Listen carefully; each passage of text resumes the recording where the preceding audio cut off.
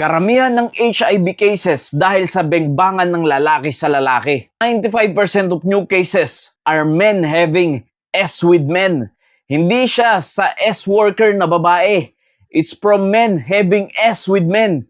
Ang estimate sa akin, pag hindi natin pinigilan to, by 2030, magiging 400,000 yung persons living with HIV in the Philippines. Bago ako mag-umpisa, uunahan ko na po kayo. Marahil ay maraming masasaktan sa aking sasabihin. Pero di bali nang masaktan ang inyong damdamin kung malalaman at mauunawaan nyo naman ang katotohanan. At ito ang mag-iiwas sa inyo sa kapahamakan. Hindi lamang sa mundong ito, kundi sa dagat-dagatang apoy. Ngayon ay marami ang nagse-celebrate ng Pride Month na hindi naman talaga nila nauunawaan ang ibig sabihin niyan at hindi nila nauunawaan ang kanilang mga ginagawa. Nakita nyo po yung ating binasa, yan ay galing sa DOH. Nakita nyo yung lumulubong bilang ng mga cases ng HIV dito sa ating bansa. Hindi po biro yung ganyang karaming tao na nahahawa na sa sakit na yan dahil lang sa mga ginagawa ng lalaki sa lalaki. Hindi ba natin nakikita ang bagay na ito tapos magse-celebrate pa tayo ng Pride Month samantalang marami ng mga tao ang napapahamak sa sakit na yan? Open rebuke is better than secret love. Maigi ang hayagang pagsaway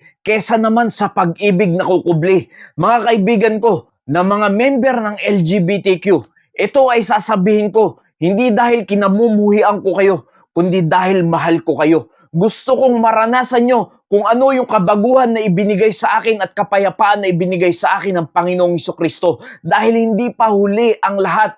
Ipapahayag ko ito upang maunawaan nyo ang katotohanan. Ang may pakinig ay makinig ng salita ng Diyos. Kung ayaw nyo pong makinig ng salita ng Diyos at ayaw nyong malaman ng katotohanan, ay nasa sa inyo na po yan. Ang tunay na may pagmamahal sa kapwa ay sasabihin niya ang katotohanan. Hindi yung hehelehin ka ng kaibigan mo, ng katabi mo, na nagsisimba pa naman tapos hindi ka man lamang sabihan ng katotohanan. Iheheli ka sa kasalanan samantalang alam naman niya ang katotohanan. The woman shall not wear that which pertaineth unto man.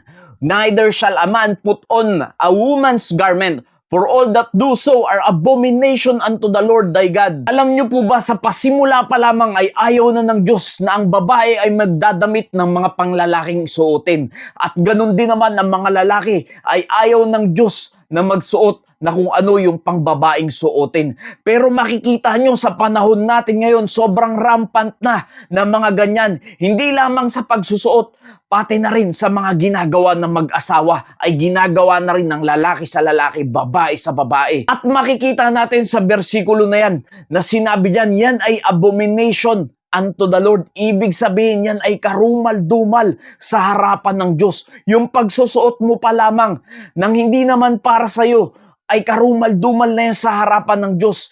Ngayon, paano mo sasabihing mahal mo ang Diyos kung sa pagsusuot pa lamang ay hindi mo na masunod ang palatuntunan ng Diyos? Wag na kayong magpadaya at magpabulag pa sa sanlibutang ito. Wag na nating pairalin na ang puso nyo, ang sarili nyong puso ang masusunod, kundi ang dapat masunod ay ang kalooban ng Diyos. Alam nyo po bang mahal kayo ng Diyos? Sa sobrang pagmamahal ng Diyos sa inyo, ay ibinigay niya ang kanyang bugtong na anak, ang Panginoong Hesukristo, upang ang lahat ng sino man ay nagkasala sa ating Panginoon ay makaranas pa rin ng kaligtasan. Because that when they knew God, they glorify Him not as God, neither were thankful, but become vain in their imaginations, and their foolish heart was darkened. Tingnan mo ang sarili mo, kaibigan, kung ganyan ba ang iyong pagkaunawa sa Panginoon. Nakilala mo lang ang Panginoon, pero ang nasusunod ay yung mga imahinasyon ng iyong puso, ang nais ng iyong nararamdaman. Yung gusto mo lamang yung nasusunod at hindi yung gusto ng Panginoon ang nasusunod. Kaya't kilala mo lamang siya by knowledge. Alam mong may Diyos pero hindi mo naman niluluwalhati at pinapasalamatan at kinikilala at pinapanginoon ang Diyos sa iyong buhay. Professing themselves to be wise, they became fools. Yung minsan akala natin sa sarili natin, hindi, okay lang yan, tama lang yan dahil dapat lang naman na masunod yung sarili ko. Wala akong pakialam sa nararamdaman ng iba. Pero hindi nyo ba nauunawaan, mga kaibigan? Lalabas niyan na tayo ay magiging mangmang sa harapan ng Diyos kung iisipin natin na mas may alam pa tayo, na mas tama pa ang nararamdaman at kalooban natin kaysa sa Diyos. Wherefore God also gave them up to uncleanness through the lust of their own hearts, to dishonor their own bodies between themselves. Alam nyo bang sobrang mahal kayo ng Diyos? Pero darating ang panahon na hahayaan na lang kayo ng Diyos sa mga ginagawa nyong mga kasalanan dahil ang nangunguna sa inyo ay ang pita ng inyong mga laman. Kaya't ang sinasabi dyan sa ating binasa ay dinidishonor na natin ang ating katawan pag ganyan ang ating ginagawa. Bakit sinabi ng Biblia na winawalang puri na natin ang ating katawan? For this cause, God gave them up unto vile affections, for even their woman did change the natural use into that which is against nature. And likewise also the men, leaving the natural use of the woman, burned in their lust one toward another, men with men, working that which is unseemly, and receiving in themselves that recompense of their error, which was meet. Bakit sinabi dyan na hahayaan na lang ng Diyos ang mga taong ito? Dahil nag-uumapaw, dahil nagbabaga ang pita ng laman sa mga puso ng mga taong ito, na para bang wala na silang pakialam sa Diyos, wala na silang pakialam sa salita ng Diyos, wala na silang pakialam sa palatuntunan ng Diyos, na mas inuuna na nila yung kanilang pita ng laman. Ano yung sinasabi diyan na pita ng laman? Yung babae sa babae, lalaki sa lalaki. Malinaw ang sinasabi. Simula pa lamang ng Old Testament hanggang sa New Testament ay ipinaliliwanag na dyan na mali ang ganyang gawain. Kung ikaw ay ipinanganak na lalaki, lalaki ka, kaibigan. Kung ikaw ay pinanganak na babae, babae ka, kaibigan. At ang iyong katawan ay para lamang sa lalaki. At ikaw naman lalaki, ang iyong katawan ay hindi para sa kapwa mo lalaki, kundi para sa babae. Alam nyo mga kaibigan, yung pita na laman na yan ay pangsamantala lamang po yan. Dito lamang yan sa mundo. Yes, pwede kang mag-enjoy ng buong buhay mo, ay gawin mo yung pita ng laman mo. Pero paalala ko lang sa iyo, kaibigan, mag-enjoy ka man ng buong buhay mo na inilagak mo dito sa mundo sa paggawa mo ng pita ng laman. Pagdating naman sa dagat-dagatang apoy ay hindi mo gugustuhin yan. Kaya't kaibigan, kung ikaw ay naghahanap ng katotohanan ay sa Panginoong Hesukristo mo lamang yan matatagpuan. Maraming mga LGBTQ na nagsasabi na sila ay nalilito, hindi nila alam kung ano talaga sila. Malalaman mo ang katotohanan kung sasampalataya ka sa Panginoong Hesukristo. Naliligaw ka ng landas, ang Panginoong Hesukristo ang daan. He is the way. Ang Panginoong Hesukristo ang sampalatayanan mo at makikita mo kung ano talaga ang landas na dapat mong tahakin habang ikaw ay nabubuhay sa mundong ito. Gusto mo ng buhay? Sa tanging Panginoong Hesukristo mo lang din yan matatagpuan, kaibigan. Yes, wala nang ibang buhay kundi sa ating Panginoon. Gusto mo magkaroon ng kapayapaan sa buhay na ito?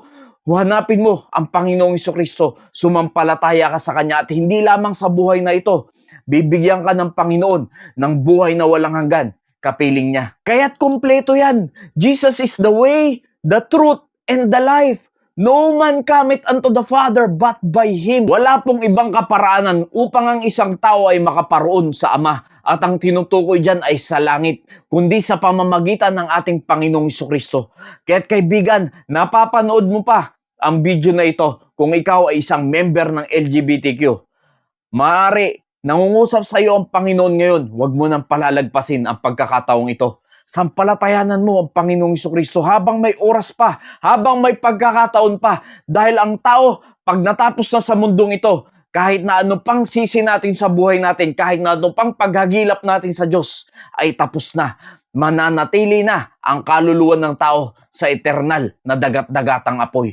Kaya't ngayon habang nabubuhay ka pa, ang tangi mong gawin ay sampalatayanan mo ang Panginoong Hesukristo sa iyong puso. Totohanin mo ang pagsampalataya mo sa Panginoon at mararanasan mo ang tunay na hinahanap mong kapayapaan sa buhay na ito. Ang katotohanan, ang daan at ang buhay. Bakit nadadaya ang mga tao at nabubulag sa katotohanan? In whom the God of this world hath blinded the minds of them which believe not, lest the light of the glorious gospel of Christ, who is the image of God, should shine unto them. Yan po ang reason, mga kaibigan ko, kung bakit naliligaw ang karamihan. Nakita nyo yung letter G na small dyan na sinabing God. Yan po ay si Satan. At yan ang trabaho niya, na bulagin ang sangkatauhan sa katotohanan upang hindi makita ang katotohanan sa ating Panginoong Jesucristo, upang ang tao ay hindi maligtas, upang ang tao ay hindi sumampalataya sa ating Panginoong Jesucristo. Pilit na gagawin ng kaaway na bulagin ang mga tao. Papainan niya ng mga bagay na gusto lamang ng tao. At yung mga bagay ng Diyos ay aayawan niya. Yan po talaga ang trabaho ng dyablo. Na alisin tayo sa katotohanan ng ating Panginoong Jesucristo. Kaya't ang kailangan mo upang makita mo ang liwanag ng salita ng Diyos, ang liwanag ng katotohanan, ay sampalatayanan mo ang ating Panginoong Jesucristo para mawala na ang pagkabulag sa iyo ng mundong ito ng dyablo, si Satanas. Nawa naging pagpapala po ang mensaheng ito. Maraming salamat po and God bless you all.